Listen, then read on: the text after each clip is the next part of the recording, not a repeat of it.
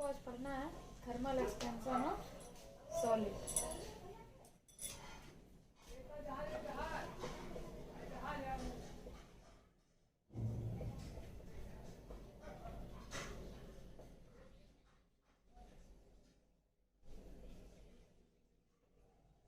ठोस का तापी प्रसार। आप जानते हैं कि नॉर्मली जो होते हैं सॉलिड्स, वो जब हम उसको गर्म करते हैं तो वो एक्सपैंड करते हैं अर्थात फैलते हैं। तो जो आपका सॉलिड है वो तीन तरह से फैलता है। सबसे पहले हम देख लेते हैं इसमें लीनियर एक्सपेंशन,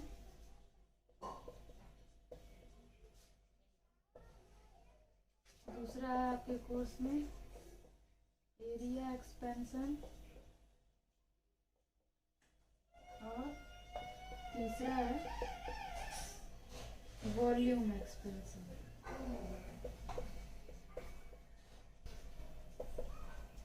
तो पहले की हम बात करते हैं लीनियर एक्सपेंशन। लीनियर एक्सपेंशन आपने बहुत जगह एग्जांपल में भी देखा होगा, जैसे सॉलिड है और उसको हम लिड जो है लोहे की, वो ग्लास का शीशी है और उसमें लोहे से वो लोहे का वो जो है, जो उसका ढक्कन है उससे वो बंद है। अब अगर वो नहीं खुल रहा है तो हम क्या करेंगे? हम ज़्यादातर हम लोग क्या करते हैं कि उसको गर्म पानी में डाल देते हैं, तो क्या होता है लोहा थोड़ा सा खुल जाता है, मतलब फैल जाता है, तो आसानी से वो खुल जाता है। इस तरह के बहुत सारे एग्जाम्पल हैं जो कि आपने देखा होगा, जैसे कि कॉर्क है, ग्लास की कोई बॉटल है जिसमें कॉर्क लगा हुआ है। कॉर्क को हम कैसे खोलेंगे? तो उसमें हम क्या करते हैं, उसको गर्म पानी में डाल देते हैं, तो ग्लास क्या होता है, वो फैल जाता है, तो कॉर्क आसानी से निकल जाता है। इसी तरह से लीनियर एक्सपेंशन, जैसे कि अब मान लीजिए कोई रॉड है, कोई लेंथ में कोई भी चीज़ बॉडी दी हुई है, अब उसका जब हम उसको गर्म करेंगे तो उसका लीनियर एक्सपेंशन ही होगा, जो कि हमको दिखाई देगा। तो मान लीजिए कि उसका कोई ओरिजिनल लेंथ है, वो रॉड का ओरिजिनल लेंथ है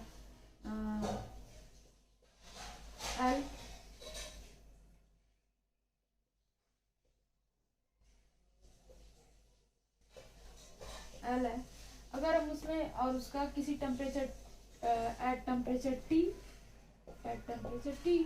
अगर हम टेम्परेचर को बढ़ाते हैं, यानी कि T plus delta T, temperature increases, then length also increases. हम यही पाएंगे कि लेंथ जो है वो बढ़ेगा। पाया कि डेल्टा एल जो है वो प्रोपोर्शनल होता है एल, और डेल्टा एल प्रोपोर्शनल होता है डेल्टा टी के। ये एक्सपेरिमेंटली ये पाया गया है। अब हम इसको अगर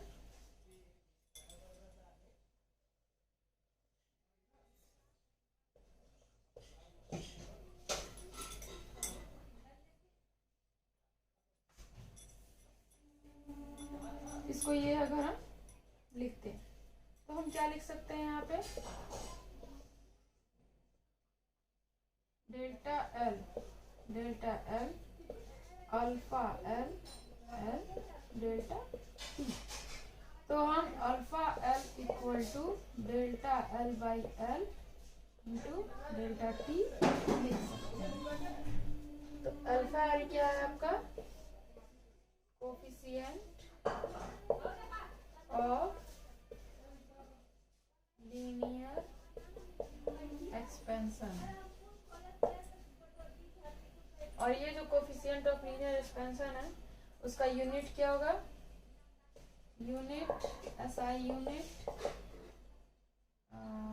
पर डिग्री सेल्सियस होगा, क्योंकि फ्रैक्शनल जो चेंज इन लेंथ है उसका कोई यूनिट नहीं होगा। और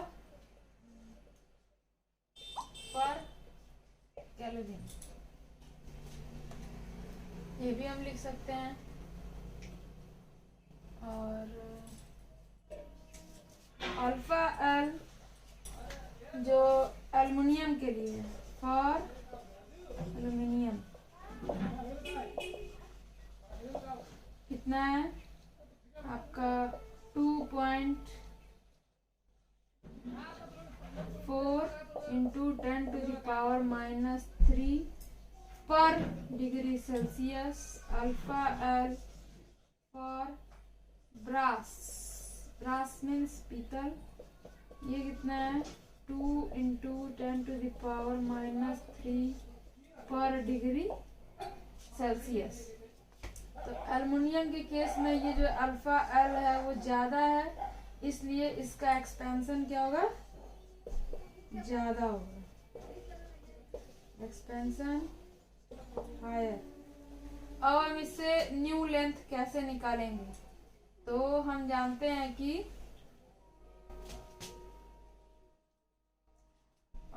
new length L dash equal to कितना हो जाएगा, एल प्लस डेल्टा एल हो जाएगा। और डेल्टा एल इक्वल टू कितना है, L plus alpha L, L delta T. तो यानी कि एल को हम बाहर निकाल देंगे ओरिजिनल लेंथ को, तो 1 plus alpha L delta T, ये आपका न्यू लेंथ का फॉर्मूला है। न्यू लेंथ का फॉर्मूला क्या हो गया,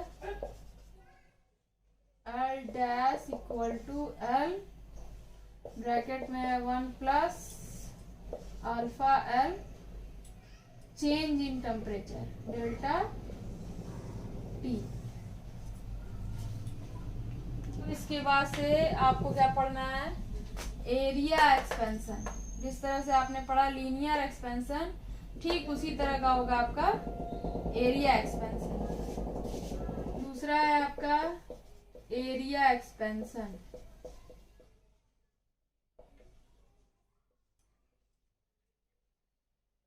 एरिया मतलब ये आपका कोई ठोस है, उसका जब उसको हम गर्म करेंगे तो उसके एरिया में एक्सपेंशन होगा।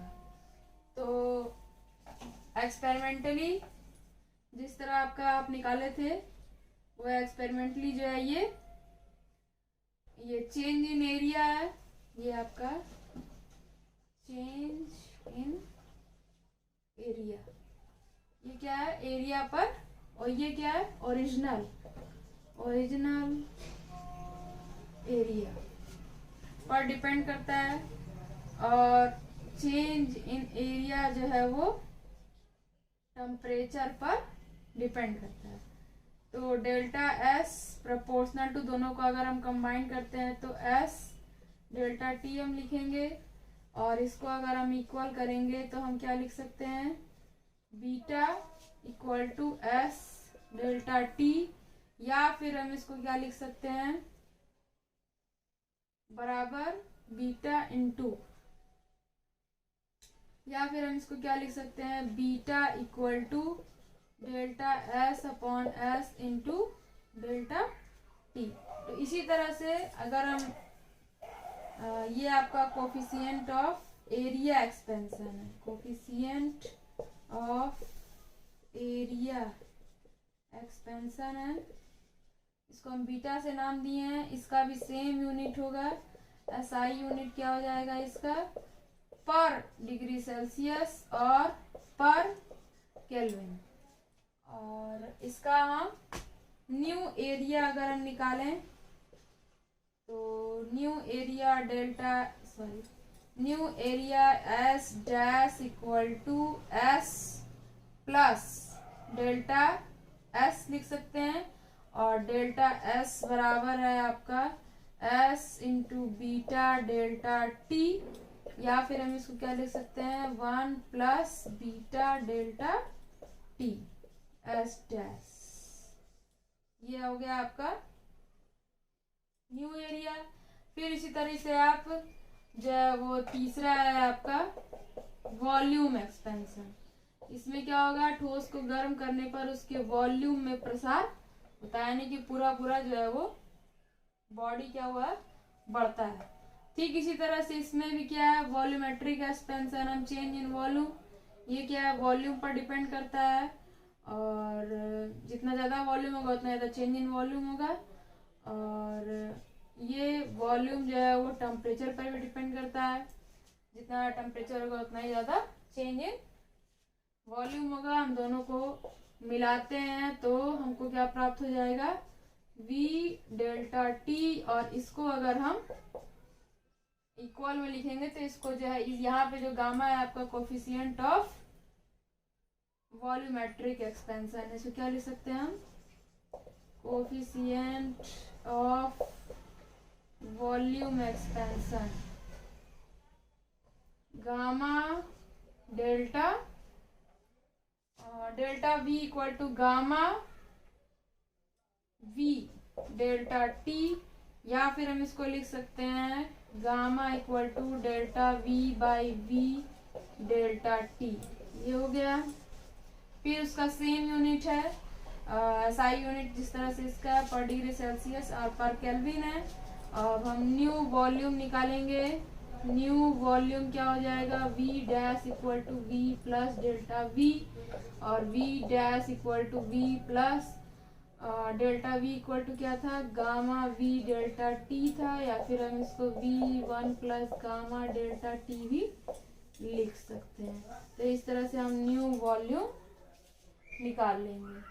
अब हम जो कोफिशिएंट ऑफ लीनियर एक्सपेंशन के जो थे अल्फा, बीटा और गामा, इन तीनों के बीच में रिलेशन दिखेंगे। अब हम देखेंगे रिलेशन, तो ये क्या है, relation between coefficients of expansion. तो अल्फा, बीटा, गामा थे, इसमें हम पहला देखेंगे relation between alpha and beta. अब इसके लिए सबसे पहले हम एक स्क्वायर प्लेट लेंगे। स्क्वायर प्लेट है ये, एक स्क्वायर प्लेट है, स्क्वायर प्लेट है ये, जिसका की लेंथ क्या है, L0 है, at T equal to 0 degree Celsius पर, और उसका लेंथ हो जा रहा है LT at T equal to T degree Celsius पर। तो हम क्या लिख सकते हैं, न्यू लेंथ, न्यू लेंथ का फॉर्मूला आपको बताया गया था कि न्यू लेंथ है L dash equal to L1 plus alpha delta T। तो हम यहाँ पे रखेंगे तो LT equal to L0 1 plus alpha T। ये हो गया न्यू लेंथ, यानी कि length at T equal to T degree Celsius. अब अगर हम इसको एरिया के जैसे लिखने की कोशिश करते हैं तो हम क्या करेंगे, इसको हम स्क्वायर कर देते हैं। तो LT स्क्वायर हो गया, L0 स्क्वायर हो गया, 1 प्लस अल्फा T का भी स्क्वायर कर देंगे। तो अब यहाँ पे क्या लिखेंगे, LT स्क्वायर और L0 स्क्वायर। ये हो सकता है जहाँ LT स्क्वायर क्या होगा, एरिया एट T टाइम। तो इसको हम इस तरह से लिख सकते हैं। फिर ये क्या होगा, area at T equal to 0 degree Celsius पे, 1 प्लस अल्फा T स्क्वायर हो गया। अब इसके बाद से हम इसको बीटा के टर्म में भी लिख सकते हैं। तो AT equal to A 0 1 plus beta T। इन दोनों को बराबर कर देते हैं तो A01 प्लस अल्फा टी का square equal to 1 plus beta T.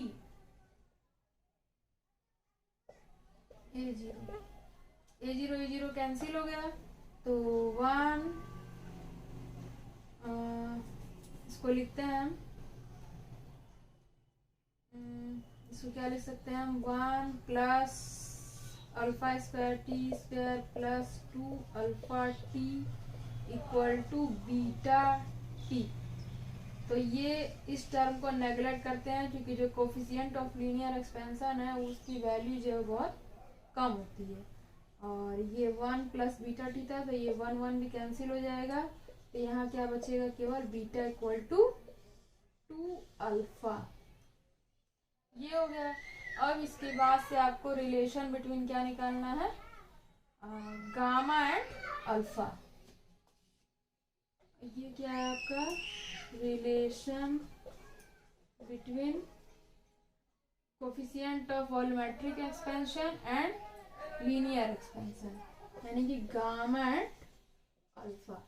तो यहाँ पे हम क्या लिखते हैं, एक क्यूब ले लेते हैं। क्यूब का लेंथ क्या है वो, ठीक उसी तरह से L0 है at T equal to 0 degree Celsius पर है, LT at T equal to T degree Celsius पर है। हम जानते हैं कि न्यू लेंथ इसी तरह से हम लिख सकते हैं इसको, यानी कि LT equal to L01 plus alpha T लिख सकते हैं। अब इसको हम क्यूब कर देंगे तो LT का क्यूब हो जाएगा L0 cube 1 plus alpha T का क्यूब।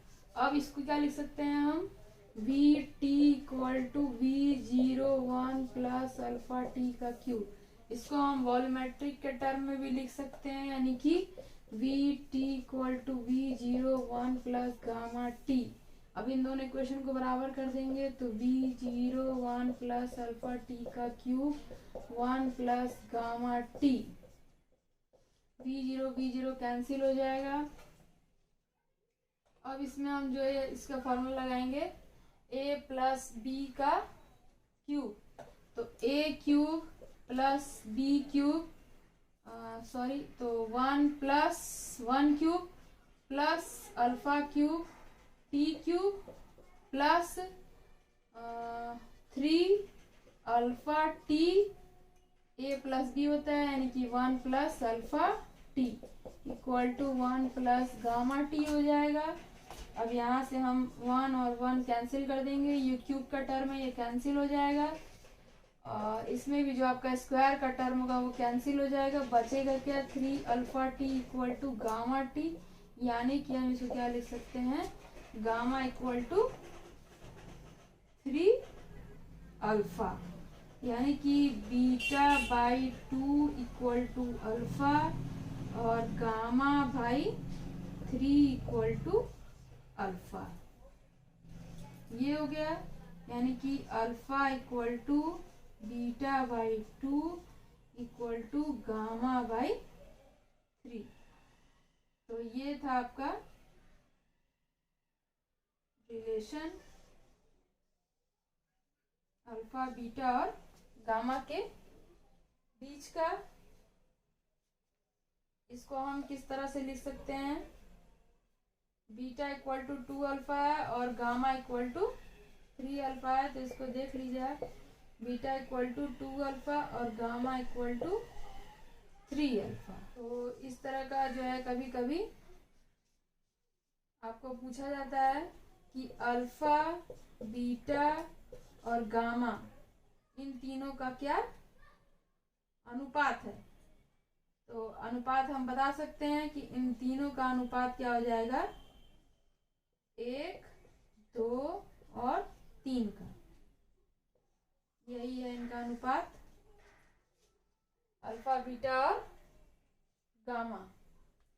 अब इसी ठोस के जो थर्मल एक्सपेंशन ऑफ सॉलिड था उसका बहुत सारे एग्जाम्पल भी आप देखेंगे अपने दैनिक जीवन में। जैसे कि आप जब फर्श को जब बनाया जाता है तो उसमें जो है बीच बीच में ग्लास का पतला पतला शीशा बिछाया जाता है। वो इसलिए उसको हम इतना स्पेसिंग देते हैं ताकि, क्योंकि गर्मी के मौसम में जो है वो आपका कंक्रीट जो है वो फैलता है। अगर हम बीच बीच में कांच की पट्टियां नहीं लगाएंगे तो वो कंक्रीट जब फैलेगा तो फर्श टूट जाएगा। इसलिए उस कंक्रीट को हम बीच बीच में ग्लास लगा करके स्पेसिंग देते हैं ताकि अगर वो फैलता भी है तो उसको प्रॉपर जगह मिल जाए। तो इस तरह से आपने देखा, जैसे आपको रोड पे जब हम सड़क बिछाते हैं तब भी जो है हम रॉड ईंटों के बीच में कुछ कुछ स्पेसिंग दे देते हैं, जिससे कि गर्मी के मौसम में जब वो फैले तो वह उनका जो उसको एनफ स्पेस मिल जाए ताकि जो है वो टूटे ना, फर्श जो है वो चटके ना। तो ये तो हुआ आपका थर्मल एक्सपेंशन ऑफ सॉलिड। अब आप पढ़ेंगे थर्मल एक्सपेंशन ऑफ लिक्विड, यानी कि द्रव का तापीय प्रसार कैसा होगा।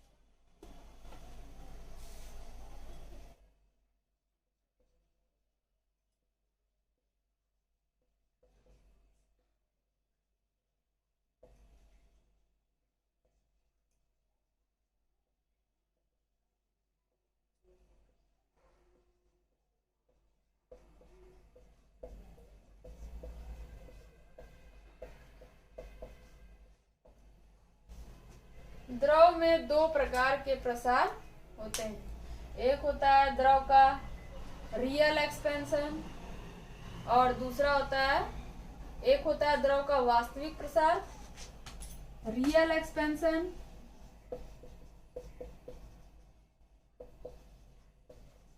ऑफ लिक्विड्स, और दूसरा होता है एपरेंट एक्सपेंशन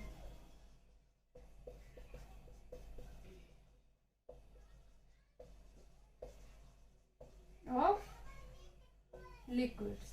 तो रियल एक्सपेंशन, क्योंकि आपका लिक्विड आप जानते ही हैं कि लिक्विड में आपका लेंथ में और एरिया में कोई एक्सपेंशन हो नहीं सकता है, उसमें सिर्फ वॉल्यूमेट्रिक एक्सपेंशन होता है। तो इसलिए उसको हम as it is gamma R और गामा एपरेंट से हमको इसको दिखा देना है। एपरेंट मतलब आभासी होता है और इसको हम बोलेंगे आभासी प्रसार,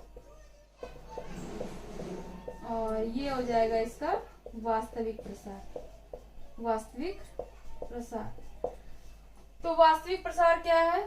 जब हम लिक्विड को जब हम गर्म करते हैं तो उसमें कुछ ना कुछ एक्सपेंशन होता है, तो उसके वॉल्यूम में कुछ ना कुछ एक्सपेंशन होता है।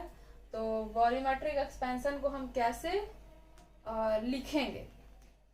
तो जैसा कि आप थर्मल एक्सपेंशन ऑफ सॉलिड में जैसे पढ़े हैं तो वही चीज है, यहाँ पे हम लिक्विड के लिए हम वो चीज लिखेंगे। तो real expansion of liquid in volume upon original volume होगा, जैसा कि हमने ठोस के तापीय प्रसार में पढ़ा था वॉल्यूमेट्रिक एक्सपेंशन में। और ये क्या था? Rise in temperature. और दूसरा क्या है? अपेरेंट एक्सपेंशन, यानी कि जब हम लिक्विड को जब गर्म करते हैं तो जब लिक्विड जब गर्म होता है तो उसके साथ जो है उसका जो जिस बॉडी में लिक्विड रखा रहता है वो भी गर्म होता है, तो उसमें भी प्रसार होगा। तो उस समय क्या हो जाएगा? वो लिक्विड का एपरेंट एक्सपेंशन हो जाएगा, यानी कि द्रव का आभासी प्रसार उसको हम कहेंगे। तो ये हो गया एपरेंट एक्सपेंशन। तो apparent expansion of liquid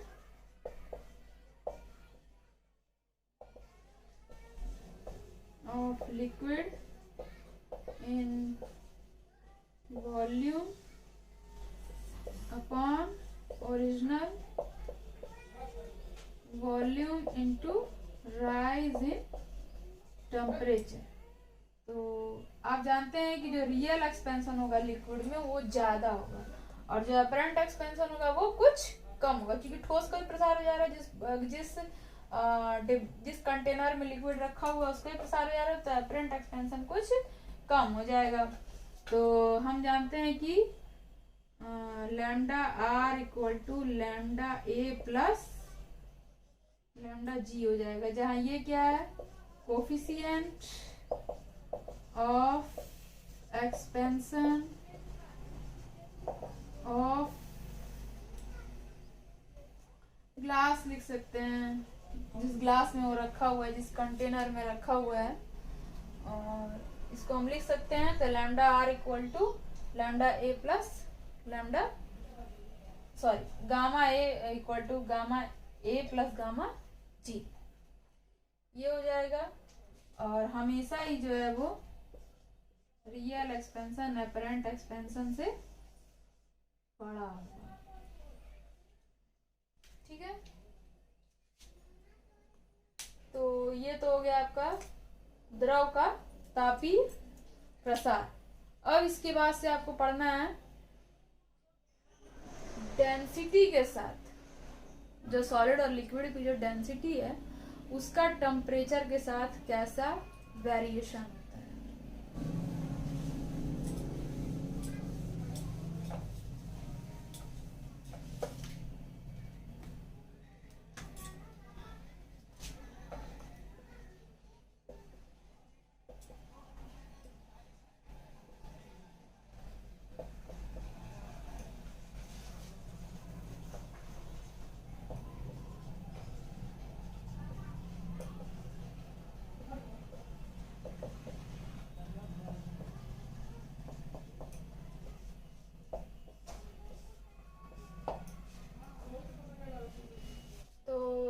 normally हमने देखा है जब भी किसी सॉलिड या फिर लिक्विड को जब हम गर्म करते हैं तो जो उसका वॉल्यूमेट्रिक एक्सपेंशन होता है वो बढ़ता है, जो उसका वॉल्यूम में जो एक्सपेंशन है वो बढ़ता है। जब भी टेम्परेचर बढ़ेगा तो वॉल्यूमेट्रिक एक्सपेंशन भी बढ़ेगा।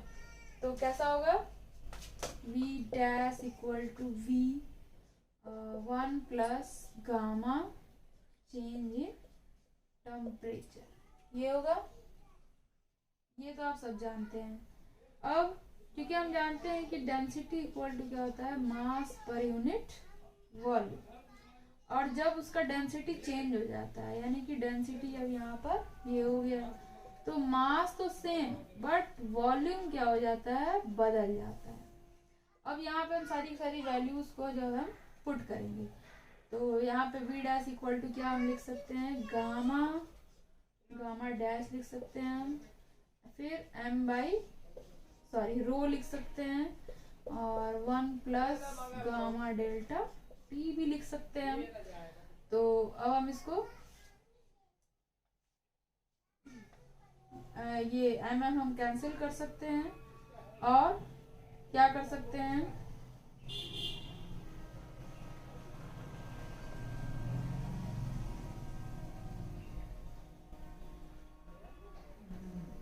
रो inverse equal to rho inverse 1 plus gamma delta T, ये लिख सकते हैं। या फिर इसको हम क्या लिख सकते हैं,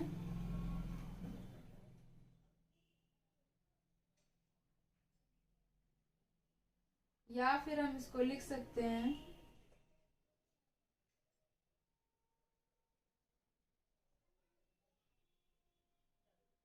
rho equal to rho dash 1 plus gamma delta T। तो रो डैश इक्वल टू क्या हो जाएगा, rho by 1 plus gamma delta T लिख सकते हैं, या फिर हम इसको लिख सकते हैं 1 माइनस गामा डेल्टा, पावर को ऊपर ले जाएंगे फिर उसके ऐसे इसको हम ऐसे लिख सकते हैं। यानी कि डेंसिटी जो है, जो न्यू डेंसिटी है वो कुछ कम हो गई है, यानी कि सॉलिड के केस में या फिर लिक्विड के केस में जब हम जो जब वॉल्यूमेट्रिक एक्सपेंशन होता है तो डेंसिटी क्या होती है, घट जाती है। यानी कि जब सॉलिड को और लिक्विड को जब हम गर्म करते हैं तो उसकी डेंसिटी क्या होती है, घट जाती है। लेकिन वाटर ये एक ऐसा पदार्थ है जो कि एक्सपैंड मतलब उसको गर्म करने पर उसका जो है वॉल्यूम जो है वो घटता है, उसकी डेंसिटी क्या होती है, बढ़ जाती है। तो इसके बारे में आज पढ़ेंगे आप, एनोमेलस बिहेवियर ऑफ वाटर। तो वाटर जो है आपका एक एनोमेलस बिहेवियर उसके अंदर विद्यमान है। तो वाटर एग्जिबिट एनोमेलस बिहेवियर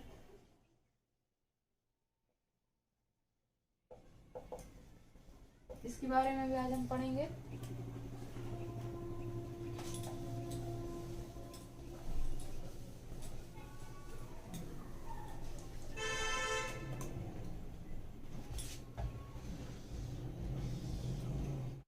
तो ये आपका ग्राफ है जिससे आपको पता चलता है कि वाटर जो है वो एनोमेलस बिहेवियर एग्जिबिट करता है, उसके अंदर विद्यमान है। तो यानी कि जब हम अब यहाँ पर आप देखिए, जब हम नॉर्मली आपने क्या देखा कि लिक्विड को जब आप गर्म करते हैं तो उसका वॉल्यूमेट्रिक एक्सपेंशन होता है। लेकिन वाटर के केस में जब हम वाटर को गर्म कर रहे हैं तो उसका कंट्रैक्शन हो रहा है, मतलब वॉल्यूम क्या हो रहा है, घट रहा है। कब तक घट रहा है, केवल 4 डिग्री सेल्सियस तक ये घट रहा है। और फिर उसके बाद से वो अपना जिस तरह से नॉर्मली जो लिक्विड होते हैं उनके जैसे वो बिहेव करता है। और अब चूंकि जब उसका वॉल्यूम का कंट्रैक्शन हो रहा है तो उसका डेंसिटी क्या हो जा रहा है, राइज कर जा रहा है, मतलब बढ़ जा रहा है। लेकिन अब जब हम वॉल्यूम को जब हम टेम्परेचर को जब हम घटा रहे हैं तो जैसे जैसे हम टेम्परेचर को जब हम घटाते हैं तो उसका वॉल्यूम क्या होता है, 4 डिग्री सेल्सियस तो घटता है। लेकिन जैसे ही हम 4 डिग्री सेल्सियस से ज़्यादा जब हम टेम्परेचर जब हम बिलो कर रहे हैं तो उसका वॉल्यूम क्या हो रहा है, बढ़ रहा है। उसका वॉल्यूम क्या हो रहा है, बढ़ रहा है। तो जब हम उसको ठंडा कर रहे हैं तो उसकी डेंसिटी कम हो जा रही है, और जब हम उसको गर्म कर रहे हैं 4 डिग्री सेल्सियस तक तो उसका डेंसिटी क्या हो रहा है, अधिक हो जा रही है। तो एकदम विपरीत, जैसा कि जो आमतौर पे लिक्विड जिस तरह करते हैं बिहेवियर, उस तरह का उसका बिहेवियर वाटर का नहीं होता है। इसका एक फायदा है, क्या फायदा है इसका? फायदा हम दैनिक जीवन में देखते हैं कि अगर वाटर जो है वो जिस तरह से आमतौर पे जैसे जो लिक्विड है वो ठंडा करने पर उनका वॉल्यूम घटेगा, तो जब ठंडा करने पर उनका वॉल्यूम जैसे कि अब इसका ठंडा करने पे क्या हो रहा है कि वॉल्यूम क्या हो रहा है, बढ़ जा रहा है। तो डेंसिटी क्या हो रही है, घट जा रही है। यानी कि बर्फ की डेंसिटी क्या होती है, कम हो जाती है। तो बर्फ क्या होती है, ऊपर तैरने लगती है। बर्फ क्या होती है, ऊपर तैरने लगती है। तो अब जब ऊपर जब तैरेगी बर्फ तो वहां पर क्या होगा, डेंसिटी क्या है उस समय कम। बर्फ की डेंसिटी कम है, बर्फ हल्का हो गया पानी से, तो बर्फ क्या हो गया, ऊपर तैर रहा है। लेकिन अगर ऐसा नहीं होता तो बर्फ क्या होती, वो नीचे से जमना शुरू करती। और नीचे से अगर जमना शुरू करती जल में तो बहुत ज्यादा जो आपका जो खेतों में जो पानी अगर भर जाता है, अगर नीचे से बर्फ जमेगी तो खेत का नुकसान होगा। मछली है और ये सब जो समुद्र में जो ढेर सारे जीव जंतु हैं उनको भी बहुत ज़्यादा वो भी ज़्यादा प्रभावित होते हैं। तो आमतौर पर आप देखते हैं कि ऊपर ही केवल बर्फ जमी रहती है और नीचे जो है वो पानी रहता है, और बर्फ जो है वो ऊपर से जमना शुरू करती है, ना कि नीचे से। और ऊपर और मान लीजिए कि ऊपर से बर्फ जम गई तो यहाँ का टेम्परेचर क्या हो गया, एकदम कूल हो गया। अब एकदम आपने देखा कि thermal expansion of solid, liquid और वाटर। तो अब आपका नेक्स्ट नेक्स्ट टॉपिक हो जाएगा specific capacity of solid, liquid and gas. अब इसके बाद से हम फिर पढ़ेंगे कि पीवी डायग्राम पढ़ेंगे, पीटी डायग्राम, फेज डायग्राम पढ़ेंगे गैस का, और ट्रिपल पॉइंट पढ़ेंगे क्या होता है, और साथ ही साथ हम पढ़ेंगे कैलोरीमीट्री पढ़ेंगे, लैटेंट हीट है, इन सारी चीज़ों के बारे में आपको अगले टॉपिक में पढ़ाया जाएगा। फिलहाल ये आपका था thermal expansion of solid, liquid and water.